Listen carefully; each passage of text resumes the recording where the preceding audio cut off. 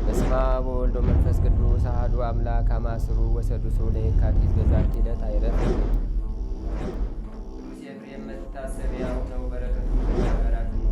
በዚችም ዕለት የጴጥሮስና የሶፊያ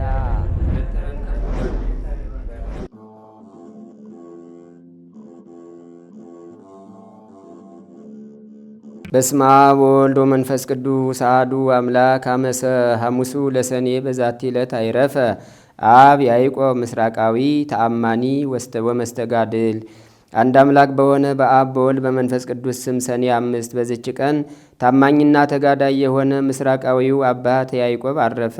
ይህም ቅዱስ ከምእመን ዋልንጦስ ዘመን በኋላ የታላቁ ቆስጠንጢኖስ ልጅ በሆነ በታናሹ ቆስጠንጢኖስ ዘመንና በካሃዲው ሉልያኖስ ዘመን በምስራቅ ካሉ ገዳማት በአንዱ ገዳም በገድል ተጠምዶ ኖረ።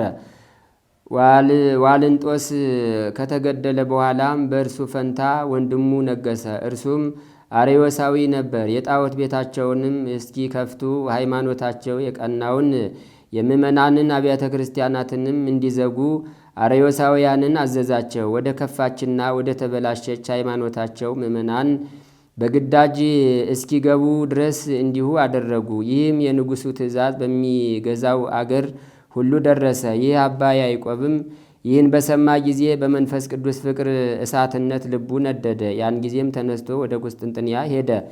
በምኩራብ በኩል የተነሱበትን ጠላቶቹን ሄዶ በምዕራብ በኩል የተነሱበትን ጠላቶቹን ሄዶ ለመውጋት ሲወጣ ንጉሡን አገኘው። ይህ አባት ያዕቆብም በፊቱ ቆሞ ንጉሥ ሆይ በጠላቶችህ ላይ እግዚአብሔር ይረዳህ ዘንድ ምእመናንን እንዲጸልዩልህ አብያተ ክርስቲያናቸውን ክፈትላቸው ብዬ ለምንሃለሁ። ይህን ካላደረክ ግን እግዚአብሔር ይጥልሃል፣ ከጠላቶችም ሸሽተ በእሳት ቃጠሎ ትሞታለህ አለው። ንጉሡም ይዞ ለሚጠብቀው ወታደር በሰላምና በደህንነት እስከምመለስ ጠብቀው ብሎ ሰጠው። ቅዱስ ያዕቆብም አንተ በደህና ከተመለስክ በእኔ አንደበት እግዚአብሔር አልተናገረም ማለት ነዋ አለው። ያን ጊዜም ቅዱሱን ይዘው ደብድበው አሰሩት። ንጉሡም ከሰራዊቱ ጋር ወደ ጦርነቱ ሄደ። በረከሰች ጸሎታቸው አርዮሳውያን ምንም ቢራዱት ክብር ይግባውና ጌታችን በጠላቶቹ አንጻር ጣለው። እነርሱም ጠላቶቹ እየተከታተሉት ሸሽቶ ከአንዲት አጸድ ውስጥ ገባ። በዚያም በረከሰች ሃይማኖቱ ከሚያምኑ ወገኖቹ ጋር በእሳት አቃጠሉት። የቀሩትም ሰራዊት ሁሉ ሸሽተው ወደ ቁስጥንጥንያ ተመለሱ። ይህንንም መልካም ዜና ሃይማኖታቸው ለቀና ምእመናን ተናገሩ። የዚህ ጻድቅ አባት ያዕቆብ ትንቢቱ ተፈጸመ። ከእስር ቤትም በክብር አወጡት። ምእመናንም ከሃዲያንም በላዩ መንፈስ ቅዱስ እንዳደረበት ተረዱ። ከአርዮሳውያንም ብዙዎቹ የአባቶቻችን ሐዋርያት ወደ ሆነች ቅድስት ሃይማኖት ተመለሱ። በዚህ አባት እግር በታች ሰግደው ጌታችን ኢየሱስ ክርስቶስ ከአብና ከመንፈስ ቅዱስ ጋር በመለኮቱ ትክክል እንደሆነ ታመኑ። ከዚህም በኋላ ይህ አባት ወደ ቦታው ተመለሰ። አርፎ የሕይወትና የሰማዕትነት አክሊልን እስከተቀበለ ድረስ እንደ ቀድሞ በገድል ተጠምዶ ኖረ። ለእግዚአብሔርም ምስጋና ይሁን፣ እኛንም በዚህ ጻድቅ ጸሎት ይማረን፣ በረከቱም ከእኛ ጋር ትኑር ለዘላለሙ አሜን። ሰላም ለያዕቆብ በብሔረ ምስራቅ ዘአስተርአየ ከዊኖ በንጹሕ ሰባሃበ እግዚ ጸለየ ላይለ አርዮሳዊ ንጉሥ ከመተነበየ እምገጸ ጸላይቱ ዘመንገለ አጸድ ጎየ ምስለ እሊያሁ ህቡረ ዘእሳት ጽየ። በዚችም ዕለት የተመረጠ ኃያል ተጋዳይ አባ ብሶይ አረፈ። የዚህም ቅዱስ አባቶቹ ክብር ይግባውና ጌታ ክርስቶስን የሚያመልኩና ትእዛዙን የሚጠብቁ ክርስቲያን ነበሩ። የአባቱም ስም ታግህስጦስ ነው። እርሱም ከአንጾኪያ የቃው ገዥ ነበር። የእናቱም ስም ክሪስ ይባላል። እነርሱም ልጅ ሳይኖራቸው 17 ዓመት ኖሩ።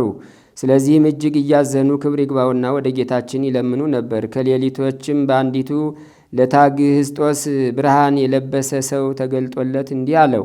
የእግዚአብሔር ወዳጅ ሆይ ሰላም ላንተ ይሁን። እነሆ ጸሎትህ በእግዚአብሔር ዘንድ ተሰምቷል። ሚስትህም ወንድ ልጅን ትወልድልሃለች፣ ስሙንም ብሶይ ትለዋለህ። እርሱም ለእግዚአብሔር የተመረጠ ዕቃ ይሆናል። ክብር ይግባውና ለክርስቶስ ምስክር ይሆናልና ብዙ ስቃይና መከራም ተቀብሎ የሰማዕትነት አክሊልን ይቀዳጃል። ከእንቅልፉ ነቅቶ ራእይ እንዳየ ለሚስቱ ነገራት። ከጥቂት ቀኖች በኋላም ጸንሳ ይህን ቅዱስ ሚያዝያ 1 ቀን ወለደችው። እውቀትን ጥበብን እና ፈሪሃ እግዚአብሔርንም በማስተማር አሳደጉት። 7 ዓመትም በሆነው ጊዜ ወደ አክሚም ዮሴፍ ወደሚባል አንድ አረጋዊ መምህር ላኩት። በዚያም እየተማረ ከወንድሙ ጴጥሮስ ጋር በጸሎትና በጾም ተጠምዶ ድንቆች ታምራትን እያደረገ ኖረ።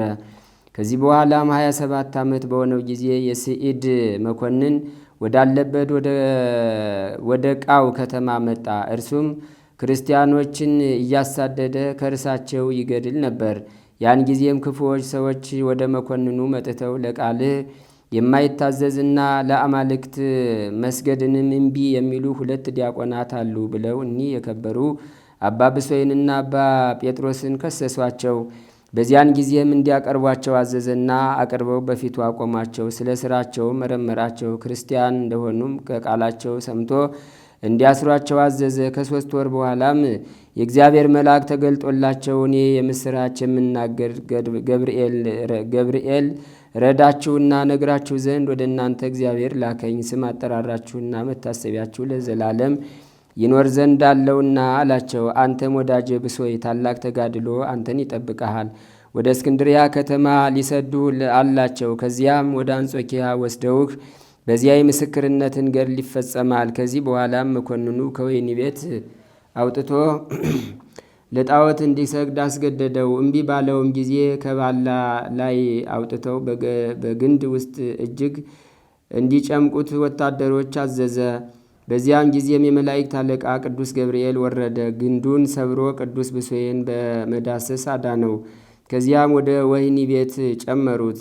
በዚያም ብዙ በሽተኞች ፈወሳቸው። ዳግመኛም እንዲህ አዘዘ። ከወህኒ ቤት አውጥተው በመርከብ ሆድ ውስጥ አስገብተው አንገቱን በብረት ሰንሰለት እጆቹንና እግሮቹንም እንዲሁ በብረት ማሰሪያ እንዲያስሩት እንጀራና ውሃ እንዳይሰጡት አዘዘ። እንደዚሁም ሆኖ 10 ቀን ኖረ። ከዚህ በኋላ አውጥቶ በፊቱ አቁሞ ለአማልክቶች ስገድ አለው። እምቢ ባለውም ጊዜ ደሙ እንደ ውሃ እስኪፈስ ከባላ ግንድ ላይ አውጥተው አጥብቀው እንዲጨምቁት 2ኛ አዘዘ። እንዲሁም በእርሱ ላይ አድርገው በወህኒ ቤት አሰሩት። የእግዚአብሔር መልአክ ገብርኤልም ደግሞ ተገለጠለትና አይዞ መልካም ገድልን እስከምትፈጽም እኔ ካንተ ጋር እኖራለሁና አትፍራ አለው። ከዚህ በኋላ ወደ እስክንድሪያ ወደ ቁልቁልያኖስ መኮንን ሰደዱት። እርሱም ስለ ሥራ ሁሉ መረመረውና ሕዋሳቱ ተቆራርጦ እስቲወድቅ ድረስ ይደበድቡት ዘንድ አዘዘ። 2ኛም ዘይትን አፍልተው በጆሮው በአፉና በደረቱ ላይ እንዲያፈሱ ጎኖቹንም በእሳት መብራት እንዲያቃጥሉ አዘዘ። ደግሞም በእሳት የጋሉ የብረት ችንካሮችን አምጥተው በዓይኖቹ ውስጥ አደረጓቸው። 2ኛም የእጆቹንና የእግሮቹን ስሮች ሕዋሳቱን ሁሉ እንዲነቅሉ አዘዘ። ይህንንም ሁሉ አደረጉበት። በዚያን ጊዜም የመላእክት አለቃ ቅዱስ ገብርኤል መጥቶ ሕዋሳቱን ሁሉ ፈወሰው። ከዚህም በኋላ አንጾኪያ ከተማ አደረሱትና ወደ ንጉሥ ዲዮቅልጥያኖስም አቀረቡት። እርሱም በእሳት ባፈሉት በወይን በሙጫ ድፍድፍ በማቃጠል አሰቃየው። ከዚያም የመላእክት አለቃ ቅዱስ ገብርኤል አዳነው። ዳግመኛም በአንገቱ ከባድ ደንጊያ በሰንሰለት አስረው ወደ ባሕሩም አንከባለው ግማሽ ሥጋውን እንዲያሰጥሙ ግማሹን ግን እንዳያሰጥሙ አዘዘ። እነርሱም በባሕሩ ዳር ታላቅ ምሰሶ ተከሉ። በዚያም እንዳዘዛቸው አደረጉ። አስረው ተውት። በዚህ ስቃይም ቀኑ እስከ 7 ሰዓት ዋለ። ያን ጊዜም የመላእክት አለቃ ቅዱስ ገብርኤል ፈትቶ አወጣው። እንደ ቀድሞውም ጤነኛ አደረገው። ንጉሡም አይቶ አደነቀ። ሰያፊውንም ፈጥኖ አንገቱን እንዲቆርጥ አዘዘው። ያን ጊዜም አንገቱን ቆርጦ በባሕር ዳር ከምድር ላይ ጣለው። ስጋውንም አንስቶ ከቁርበት በተሰራ ስጋ ውስጥ ጨመረው። ስጋውም ከራሱ ጋራ የተገናኘና እንዳልተቆረጠ ሆነ። ጋኑም በ20 ቀን እስክንድሪያ እስከሚደርስ ድረስ ሰው ሳይሸከመው ብቻውን የሚጓዝ ሆነ። የቦሃ ሀገር ሰዎችም በሰሙ ጊዜ መጡ። ተሸክመውም በቦሃ ሀገር ካለው ቤቱ ውስጥ አስገብተው ከወንድሙ ጴጥሮስ ጋር ቀበሩት። ለእግዚአብሔር ምስጋና ይሁን፣ እኛንም በቅዱሳን ጸሎት ይማረን፣ በረከታቸውም ከእኛ ጋር ትኑር ለዘላለሙ አሜን። ሰላም ለብሶይ ዘምድረ ቡሃ ሀገሩ እላውፅው በመጥባይ ታስራ ወዲሁ ወእግሩ ላይሌሁ ዳግም እንዘይትየሩ መንፈቀ ስጋሁ ውስተ ባሕር ወገሩ ወመንፈቆስ እይረ ዲበ አምድ አሰሩ። በዚችም ዕለት ደግሞ ቅዱስ ቢፋሞን ምስክር ሆነ። ይህ ቅዱስ ለዮሐንስ ዘሐራቅሊ የእናቱ ወንድም ልጅ ነበር። ዮሐንስም ታስሮ ሳለ ያገለግለው ነበረ። ዮሐንስም ገድሉን በፈጸመ ጊዜ ሥጋውን ገነዘ። በበድኑ ላይም እንዲህ ብሎ አለቀሰ። ከእግዚአብሔር የተለየው ሆኜ ብቻዬን እንዴት ትተወኛለህ? ከቅዱስ ዮሐንስ ሥጋም እንዲህ የሚል ቃል ወጣ። ወዳጄ ቢፋሞን ከእኔ ጋር መኖርን ከፈለግ ፈጥነ ወደ መኮንኑ ሂደ ክብር ይግባውና በክርስቶስ ታመን፣ ነገም ወደ እኔ ትመጣለህ። ይህንንም ሰምቶ የዮሐንስን ሥጋውን ቀበረ። ከዚህም በኋላ ወደ መኮንኑ ሄደ። ክብር ይግባውና በጌታችን ኢየሱስ ክርስቶስ እየታመነ የረከሱ ጣዖታቱን ሰደበ። መኮንኑም ጽኑ ስቃይ አሰቃየው። ከዚህም በኋላ ራሱን በሰይፍ ቆረጠ። የምስክርነትንም አክሊል ተቀበለ። በረከቱም ከእኛ ጋር ትኑር ለዘላለሙ አሜን። በዚችም ዕለት ደግሞ የመርቆሬዎስና የመቃርስ የይስሐቅና የእብሎን የረፍታቸው መታሰቢያ ነው። የአብላሪዎስም የምስክርነቱ መታሰቢያ ነው። እግዚአብሔር በጸሎታቸው ይማረን ለዘላለሙ አሜን። በዚችም ዕለት ደግሞ ቅዱስ መቃርስ ምስጋና ይግባውና በጌታችን ስም በባሕር ውስጥ በመስጠም አረፈ። በረከቱ ከእኛ ጋር ትኑር ለዘላለሙ አሜን። ሰላም ለከ መቃርስ ሩይ በእንተ ክርስቶስ ዘሞትከ በስጥመተ ማይ እምዕረድ አንሰ ቆላ ተብካይ ነአ አቃቤ ስራይ እስመ ፈቅድ ለጥእይ ብሲ ድውይ። በዚችም ዕለት ሃይማኖቷ የጸና ምግባሯም የቀና ክርስቶስ ያደረባት የመነኮሳይት የቅድስት ማርታ የረፍቷ መታሰቢያ ነው። በስደት ሳለችም አረፈችና በተራራ ውስጥ ተቀበረች። በረከቷ ከእኛ ጋር ይሁን ለዘላለሙ አሜን። ሰላም እብል እንዘ አሃውስ ልሳነ ለመፍቀሪተ ነግድ ማርታ ለባሲተ ክርስቶስ እምነ አመቀሰፍዋ ትክሃድ ኢየሱስሃ መድህነ ሞአት በትዕግስት ወእያንከረ ትርቃነ በረከተ ዛቲ ቅድስት ያሃሉ ምስሌነ። አንድ አምላክ በሚሆን በአብ በወልድ በመንፈስ ቅዱስ ስም ሰኔ 6 በዚች ዕለት ከእስክንድሪያ ከተማ የሆነ መነኮስ አባ ቴዎድሮስ በሰማዕትነት ሞተ። በዚችም ዕለት የሀገረ መሪውጥ 40 ሰማዕትና የሌሎች 40 ሰማዕታት የመነኮስ ገብረ ክርስቶስ መታሰቢያቸው ነው። በረከታቸውም ከእኛ ጋር ትኑር ለዘላለሙ አሜን። ዳግመኛም በዚች ቀን አውሳብዮስ ታማን ሀርዋግና ባኮስ የተባሉ የሀገረ አስና 4 መኳንንት የረፍታቸው መታሰቢያ ነው። ዛቅረብኩ ማይሌተ አዘኪሬ አእላፈ ምለተ ጸምዱ ከዘልፈ ለላ አነብብ ተወከብ ዘንዴቴ መጽሐፈን ተረሰይ ከግዚኦ ጸዲቀ መበለት ውጉፈ ምላቡ ላን ዘተርፈ ነቢያት ቅዱሳን ሐዋርያት ሰባክያን ወመነኮሳት ሄራን ወመላይት ጓሃን ደናግል አዲ ወመነኮሳት ሄራን ባርኩ ጉባኤ ዛቲ መካን እስከ አረጋዊ ሊቅ ወንዑስ ሕፃን ለዘጻሐፎ በክርታስ ወለዛ ጻፎን ዘይደርስ ወለዛ አንበቦ ለዘተርጎሞ በልሳን አዲስ ወለዘሰማ ቃሎ በዝነ መንፈስ በጸሎተሙ ማርያም አራቂተ ኩሉም ባይ ስቡረ የመሐረነ ኢየሱስ ክርስቶስ ታምሪሁ ለአቡነ ገብረ መንፈስ ቅዱስ ጸሎቶ በረከቱ ያህሉ ምስለ ኩልነ ህዝበ ክርስቲያን ለዓለም ዓለም አሜን። አባታችን ገብረ መንፈስ ቅዱስ ያደረጉት ተአምር ይህ ነው። ጸሎታቸውና በረከታቸው በገዳማውያን እንዲሁም በሀገራችን በኢትዮጵያ ለዘላለም ጸንቶ ይኑር አሜን። የቀትር ጋኔን የያዛት አንዲት ሴት ነበረች። በ3 ቀንም ይጥላት ነበር። እስከ 3 ዓመትም የተሰቃየች ኖረች። ከ3 ዓመት በኋላ ወደ አንድ ታላቅ መንፈሳዊ ካህን ሄደች። ሄዳም የምድንበትን ምክንያት ንገረኝ፣ የቀትር ጋኔን ይዞኝ እየጣለኝ እያሰቃየኝ ነውና አለችው።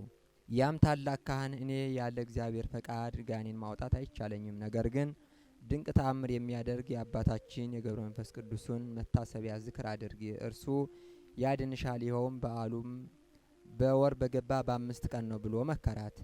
ያችም ሴት ደስ እያላት ሄዳ ለባሏ ነገረችው። ባሏም ይህንን ሰምቶ የማዳን ምክንያት ቢያሳየኝ ጥማድ በሬን እሰጣለሁ፣ መታሰቢያውን ዝክሩን አደርጋለሁ አለ። በዚያችም ሌሊት አባታችን ገብረ መንፈስ ቅዱስ መጥቶ በአጠገቧ ቁሞ ያንን ጋኔን አንተ ርኩስ መንፈስ ከእርሷ ተለይተህ ውጣ፣ በእኔ ቃል ኪዳን አምያለሁ አለው። ጋኔኑም በእርሷና በባሏ መካከል ይኖር ነበር። አባታችንም ፈጥኖ ተነስቶ በመብረቅ መታው። ሁለቱም ባልና ሚስት ግን ደነገጡ። ተነስተውም ወደ ደጅ ወጡ። ያ ጋኔንም ወድቆ አገኙት። ሁለመናውንም በእሳት የተለበለበ ግንድ ይመስል ነበር። ፊቱም ዝንጀሮ ይመስል ነበር። የሀገሩ ሰዎች እስኪሰሙ ድረስ አሰምቶ ጮሁ። የሀገሩም ሰዎች ጩኸቱን ሰምተው ተሰበሰቡ። ይህን ድንቅ ተአምር አይተው ፈጽመው አደነቁ። በለኩትም ጊዜ ቁመቱ 4 ክንድ ከስንዝር ሆነ፣ ጎኑም 2 ክንድ ያህል ሆነ። በማግስቱም ወደ ገደል ሊጥሉት ወደው 40 ጎልማሶች መጥተው ጎተቱት፣ አልቻሉም። ዳግመኛም የሀገሩ ሰዎች ከልጆች ከሴቶቹ ጋር ሆነው ጎተቱት፣ አልቻሉም። ጋኔኑ የወጣላት ያቺ በሽተኛ ሴት ግን 3 ጊዜ በአባታችን ገብረ መንፈስ ቅዱስ ጸሎት አንተ ጋኔን ተነስ ብላ ብቻዋን ገመዱን ይዛ ጎተተችው። ከዚያም የነበሩ ሰዎች ሁሉ እያደነቁ ተከተሏት። ብቻዋን ጎታ ወስዳ ወደ ገደል ጣለችው። አባታችን ገብረ መንፈስ ቅዱስም ይህን ድንቅ ታምራት አደረገ። የጻድቁ የአባታችን አቡነ ገብረ መንፈስ ቅዱስ አማላጅነት ይጠብቀን አይለየን ለዘላለሙ አሜን። በዚህ በትንቢተ ኢሳይያስ ምዕራፍ 44 ቁጥር 22 ላይ በእኔ ዘንድ ያልተረሳ ትሆናለህ፣ በእኔ ዘንድ ያልተረሳ ትሆናለህ በሚል ርዕስ ይሆናል። አሁን በተናገርነው ነቢየ እግዚአብሔር ኢሳይያስ በጻፈልን በ44ኛው ምዕራፍ ቁጥር 22 ላይ የምናገኘው የእግዚአብሔር ቃል ነው። የተወደዳችሁ የእግዚአብሔር ልጆች እንዲህ ነው የሚለው፣ ያዕቆብ ሆይ አንተ እስራኤል ባሪያዬ ነህና ይህንን አስብ። ሰርቼሃለሁ፣ አንተም ባሪያዬ ነህ። እስራኤል ሆይ በእኔ ዘንድ ያልተረሳ ትሆናለህ። መተላለፍህን እንደ ደመና ኃጢአትህንም እንደ ጭጋግ ደምስሼዋለሁ። ተቤዥቼሃለሁ፣ ወደ እኔ ተመለስ። ሰማያት ሆይ እግዚአብሔር አድርጎታልና ዘምሩ። እግዚአብሔር ያዕቆብን ተቤዥቶታልና በእስራኤል ዘንድ ይከብራልና። አንተ የምድር ጥልቅ ሆይ ጩህ፣ እናንተ ተራሮች ሆይ በእናንተ ዱር ያለ ሁሉ እልል ይበል። ያለ ዛፍ ሁሉ እልል ይበል። ከማኅፀን የሠራ የሚቤዥ እግዚአብሔር እንዲህ ይላል፣ በእኔ ዘንድ ያልተረሳ ትሆናለህ። በእኔ ዘንድ ምን ያላልክ ትሆናለህ? አቤት እግዚአብሔር ነው የሚለን፣ ያልረሳን፣ ያልተወን፣ ያልዘነጋን፣ ከወደቅንበት ያነሳን፣ ከአልጋችን ስንወርድ ከመኝታችን ስንነሳ እጆቻችን እግሮቻችን በሰላም እንዲንቀሳቀሱ የፈቀደ፣ ትላንት ማምሻውን የዘጋነውን በር በሰላምና በጤና እንድንከፍተው የረዳን የፈቀደልን፣ በምላሳችን ላይ ያለችውን ምራቅ አጣጥመን መዋጥ እንድንችል በረድኤቱ ያልተለየን፣ በጠባቆቱ ከኛ ያራቀ የአባቶቻችን አምላክ እግዚአብሔር በእኔ ዘንድ ያልተረሳ ያልተረሳሽ ያልተረሳችሁ ትሆናላችሁ ይለናል። የእግዚአብሔር ልጆች መቼም እግዚአብሔር ለኛ የሚያስበውን በጎ ነገር ሁሉ ከማድረግ የማይከለከል ቸርነቱን ከኛ ያላራቀ ነው። መጽሐፍ እንደሚናገረው ለእናንተ የማስባትን ሐሳብ እኔ አውቃለሁ ይላል። ለእናንተ የማስባትን ሐሳብ እኔ ምን እላለሁ? አቤት እኛ ለእኛነታችን ከማሰባችን አስቀድሞ ሁሉን የሚያውቅ እግዚአብሔር፣ የሚረባንንና የሚጠቅመንን በጊዜው የሚሰጥ እግዚአብሔር ለእናንተ የማስባትን ሐሳብ እኔ አውቃለሁ። በዝናብ አብቅሎ በፀሐይ አብስሎ በንፋስ አለምልሞ ፍጥረትን ሁሉ የሚመግብ ጌታ ለእናንተ የማስባትን ሐሳብ እኔ አውቃለሁ ይላል። አንድ ነገር እናስተውል የእግዚአብሔር ልጆች። ሰው ሊረሳን ይችላል፣ እግዚአብሔር ያስታውሰናል። ሰው ሊጠላን ይችላል፣ ማን ይወደናል? እግዚአብሔር ይወደናል። ሰው ሊገፋን ይችላል፣ ማን ይደግፈናል? እግዚአብሔር ይደግፈናል።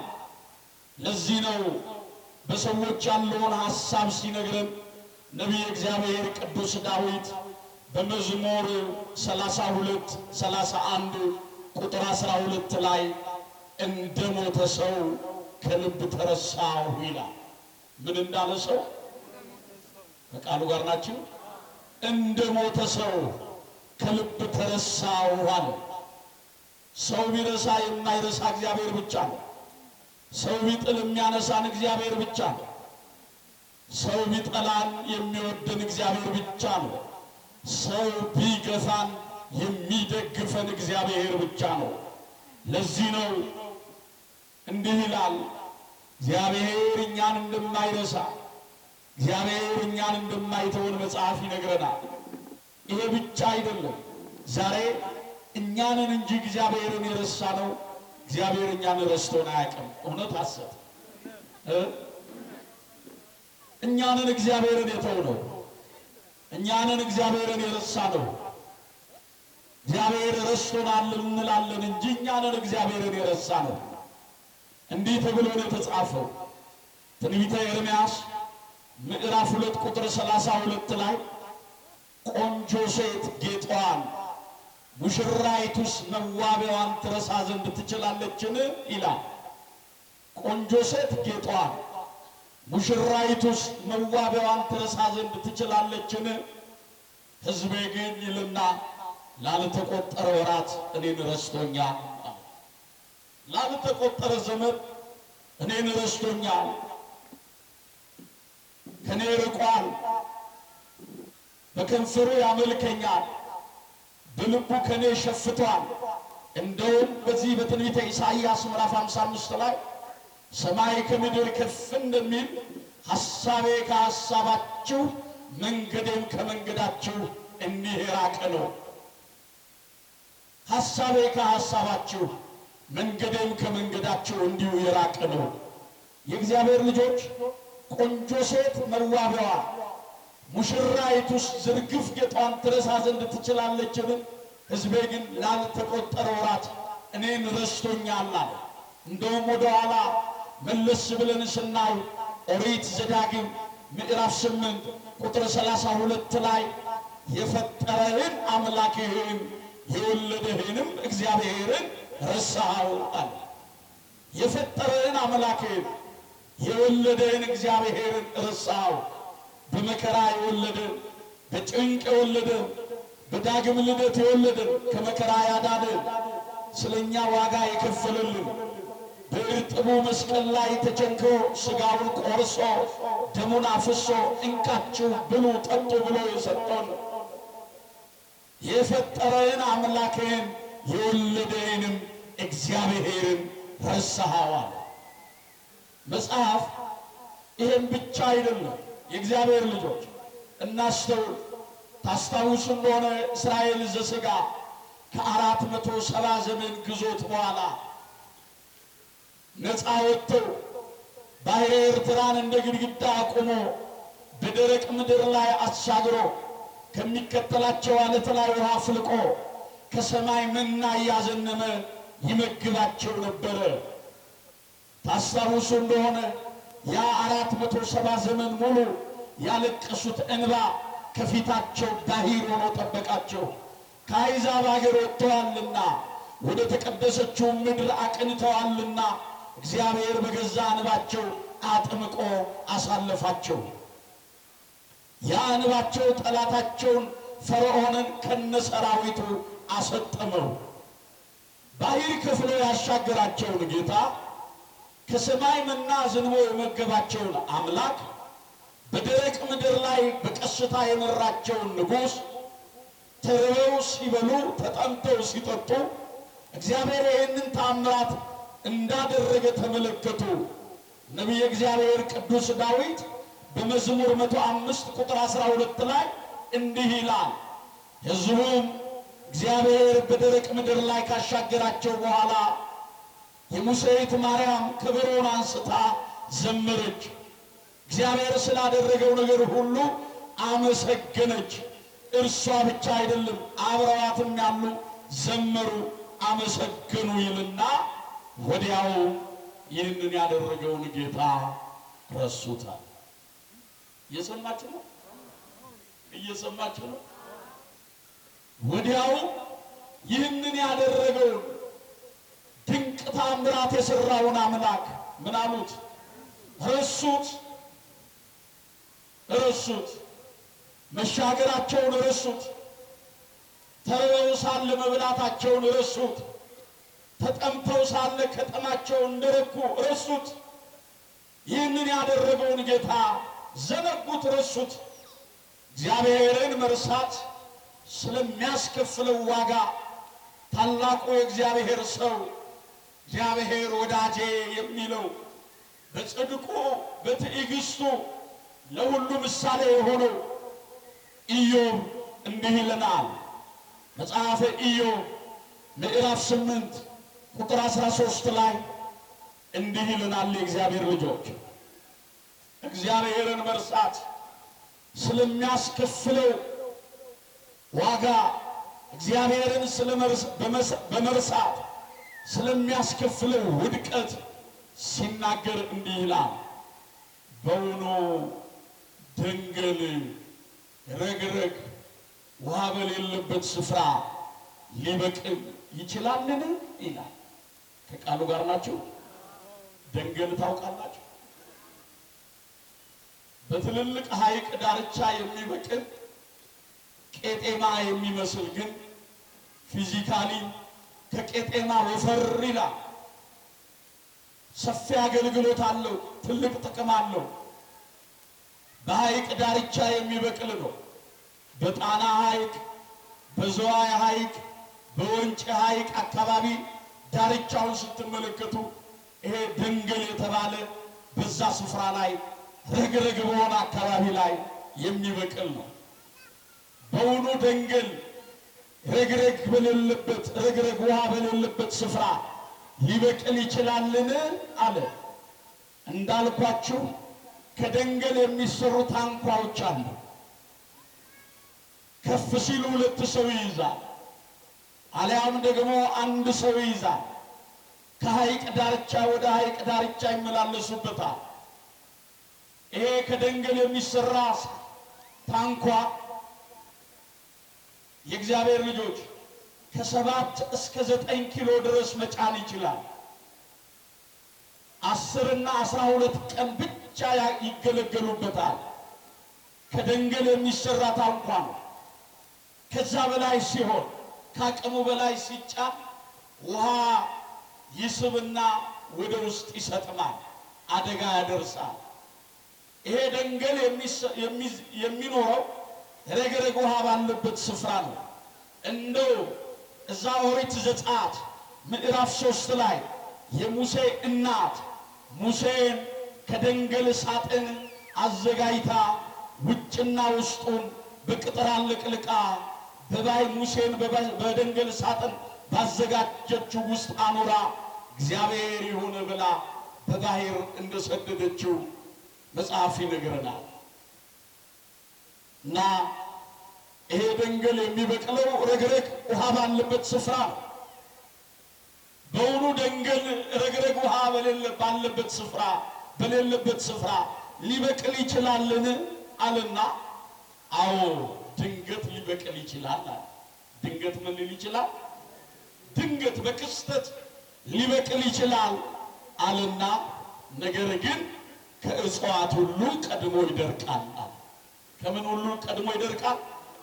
ረግረግ ውሃ በሌለበት ስፍራ ድንገት ሊበቅል ይችላል፣ ነገር ግን ከእጽዋት ሁሉ ቀድሞ ይደርቃል ካለ በኋላ እግዚአብሔርን የሚረሱ ሰዎች ፍጻሜያቸው ይሄ ነው አለ።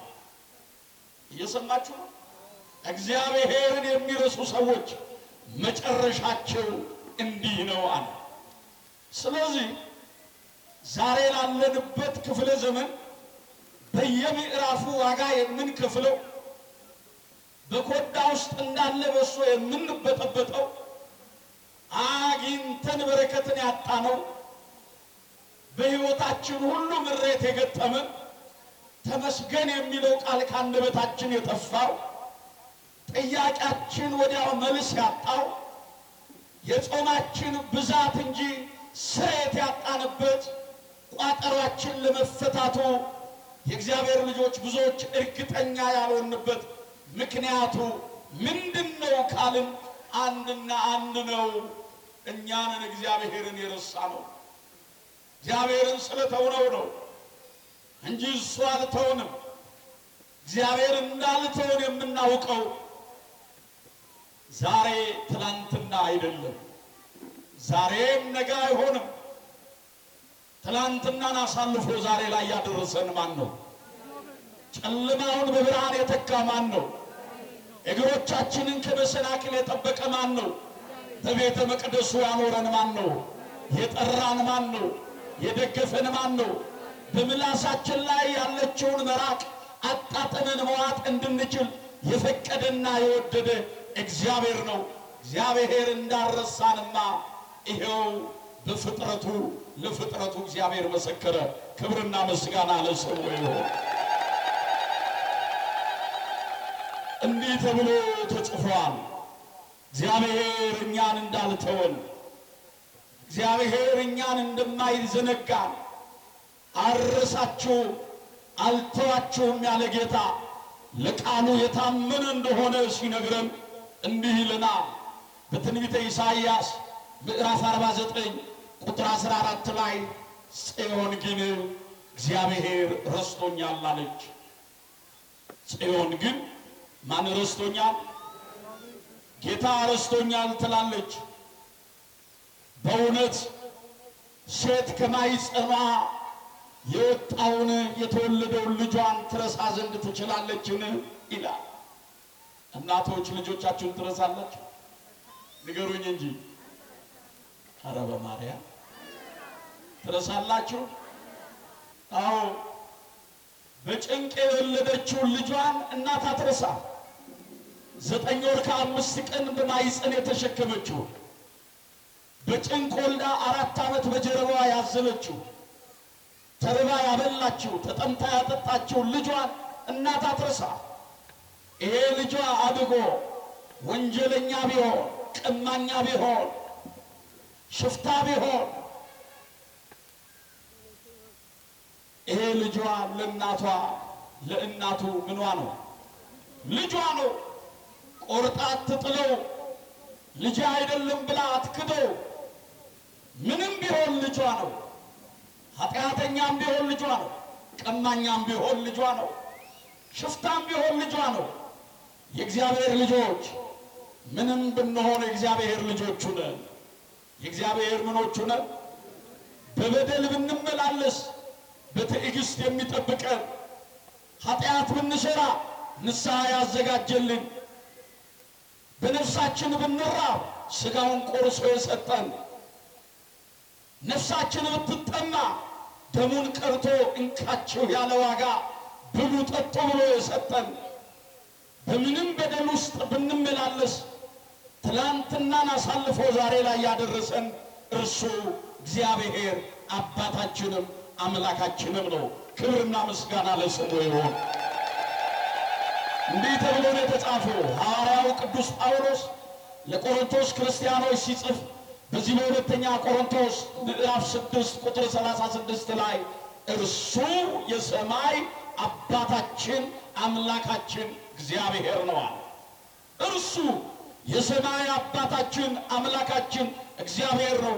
ለዚህ እኮ ነው አባታችን ሆይ በሰማያት የምትኖር ስምህ ይቀደስ፣ ፍቃድ መንግሥት ትምጣ፣ ፍቃድ በሰማይ እንደሆነች እንዲሁም በእኛ መካከል በሰው ልጆች መካከል በጎነት ትሆን፣ ይቅርታ ትሆን፣ ሰላም ትሆን ብለን የምንማጸነው ይህንን ጸሎት የሚሰማ እንዲህ ብላችሁ ጸልዩ ብሎ ያስተማረን እርሱ እግዚአብሔር አይተወንም። ከዚህ የተነሳ እርሱ የሰማይ አባታችን አምላካችን እግዚአብሔር ነው፣ እኛም ልጆቹ ነን አለ ቅዱስ ጳውሎስ። እኛም ልጆቹ ነን። አባት ለልጁ የሚያስፈልገውን ያውቃል፣ የሚርባውን ያውቃል። ዳቦ ብንለምነው ድንጋይ አይሰጠንም፣ አሳ ብንለምነው እባብ አይሰጠንም። ክፉዎች ስትሆኑ ለልጆቻችሁ መልካምን ነገር ማድረግ ትሻላችሁ፣ ትወዳላችሁ። የሰማይ አባታችሁ አምላካችሁ እግዚአብሔር ምን ያህል አብልጦ እንደሚያስብላችሁ እወቁ ይለናል። ከዚህ የተነሳ ነው በውኑ ሴት ከማኅፀኗ የወለደችውን ልጇን ትረሳ ዘንድ ትችላለችን? ጽዮን እግዚአብሔር ረስቶኛል አለች።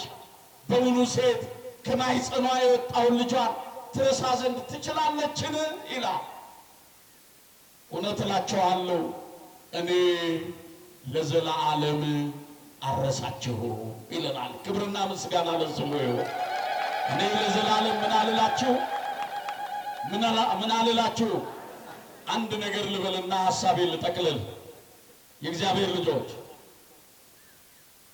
አዎ ይስሐቅ የአብርሃም ልጅ ይስሐቅ በእግዚአብሔር ፊት ስለ ሚስቱ ስለ ርብቃ አብልጦ ቆመ ይላል። አብልጦ ቆመ፣ አብዝቶ ቆመ። ከማኅፀኗ ፍሬን እንዲሰጠው ከእርሱም ወገብ ልጅ እንዲያገኝ ይስሐቅ ስለ ሚስቱ ስለ ርብቃ በእግዚአብሔር ፊት አብዝቶ ይቆም ነበረ። ዛሬም የእግዚአብሔር ልጆች ስለ ሚስቱ በእግዚአብሔር ፊት የሚቆም ባል፣ ስለ ባሏ በእግዚአብሔር ፊት የምትቆም ሚስት፣ ስለ ልጆቻቸው በእግዚአብሔር ፊት የሚቆሙ ወላጆች፣ ስለ ወላጆቻቸው በእግዚአብሔር ፊት የሚቆሙ ልጆች፣ እንዲህ ያለውን መተሳሰብ እግዚአብሔር ለሁላችንም ያድለን። አዎ ስለ ሀገራችን በእግዚአብሔር ፊት መቆም አብዝተን። ታዲያ ይስሐቅ በእግዚአብሔር ፊት አብዝቶ ሲቆም የጠየቀው አንድ ሆኖ ሳለ እግዚአብሔር ጥያቄውን አብዝቶ መለሰለት። ልብ በሉ፣ በርብቃ ማኅፀን ሁለቱን ያዕቆብንና ኤሳውን እግዚአብሔር አኖረ። ከይስሐቅ ወገብ ከርብቃ ማኅፀን ያዕቆብና ኤሳው ተገኙ። አንድ ነገር እናስተው። ያዕቆብና ኤሳው በእናታቸው ማኅፀን በርብቃ ማኅፀን ሳሉ ምን ይሉ ነበር ነው የሚለው መጽሐፍ። ምን ይሉ ነበር? ይገፋፉ ነበር ይላል። ምን ይሉ ነበር? የበላችሁ ሳይጫናቸው፣ የጠጣችሁ ሳይጎረብጣቸው፣ ጠባቢቱን ከተማ ዓለም አድርጎላቸው በጨለማው ዓለም በብርሃን እያኖራቸው ይስሐቅና ያዕቆብ በእናታቸው በርብቃ ማኅፀን ምን ይሉ ነበረ? ንገሩኛ፣ አይዟችሁ ተናገሩት። ምን ይሉ ነበረ? ዛሬ ሲህ አይደለም? ርብቃ የተባለች ኢትዮጵያ ልጆቿ እየተገፋፉ ነው። ያዕቆብና ኤሳው እየተገፋፉ ነው። አንተ ትብስ አንቺ ትብሽ የሚባለው ማንነታችን ጠፋ። በዘር በጎጥ በክልል ተወሰንን። ወንዝ መታጠቢያ ሲሆን ለመለያያ ያደረግነው፣ ዘር ለእህል ሲሆን ለሰው ልጆች ሰጠነው። የእግዚአብሔር ልጆች ታዲያ ያዕቆብና ኤሳው በእናታቸው በርብቃ ማኅፀን ይገፋፉ ነበረ። እንግዲህ ያዕቆብ ከማኅፀን ሲወጣ የወንድሙን የኤሳውን ተረከዝ ይዞ ነው የወጣው። ሰፊ ትርጓሜ አለው። አባቶቻችን በምስጢር ያደላድሉታል። ያዕቆብ ከኤሳው ከእናታቸው ከርብቃ ማኅፀን ሲወጡ ያዕቆብና ኤሳው ያዕቆብ የወንድሙን የኤሳውን ተረከዝ ይዞ ነው የወጣው። መጽሐፍ እንደሚነግረን ከአባቱ በረከትን ብኩርናን ለማግኘት ያዕቆብ በብዙ መንገድ ሄዷል። ነገር ግን ወንድሙ ኤሳውም ያዕቆብን ሊገድለው ፈልጓል። ያዕቆብም ወደ እናቱ ወንድም ወደ ላባ መንገድ በጀመረ ጊዜ በፍኖተ ሎዛ ካልባረከኝ አልለቅህም በማለት ከምድር እስከ ሰማይ ተተክሎ ያየውን የብርሃን መሰላል ያንን ተመልክቶ ካልባረከኝ አልለቅህም በማለት በረከትን አግኝቷል። የእግዚአብሔር ልጆች ኦሪት ዘፍጥረት ምዕራፍ 31 ላይ ስትመለከቱ ያዕቆብም እንዲህ አለ፣ ከወንድሜ ከኤሳው ፊት በሸሸው ጊዜ በበረሃና በዱር ላልተለየኝ ከሞት ለጠበቀኝ ለአባቶቼ አምላክ ኖ ወደ ቤቴል ተራራ እንውጣ፣ የከበረውን መስዋዕት ለስሙ እናቅርብ አለ። ነገር ግን የማይጠቅማቸውን አሸንክታባቸውን ሁሉ ጣሉ ብሎ ለሕዝቡ ይህንን አዋጅ ነግሮ ያዕቆብ የልቡን የእጁን መስዋዕት ይዞ ወደ ቤቴል ተራራ ወጣ። በዛም መሠዊያውን ሰርቶ መስዋዕቱን አቀረበ። የአባቶቹ የአብርሃም የይስሐቅ አምላክ እግዚአብሔር ያዕቆብን ተለመነው፣ ከእንግዲህ በኋላ ያዕቆብ አትባልም እስራኤል ብያለሁ አለው። እስራኤል ብያለሁ፣ ጸሎትህን ሰምቻለሁ፣ መስዋዕትህን ተቀብያለሁ አለውና ከእንግዲህ በኋላ ስምህ እስራኤል ይባላል፣ የብዙዎች አባት።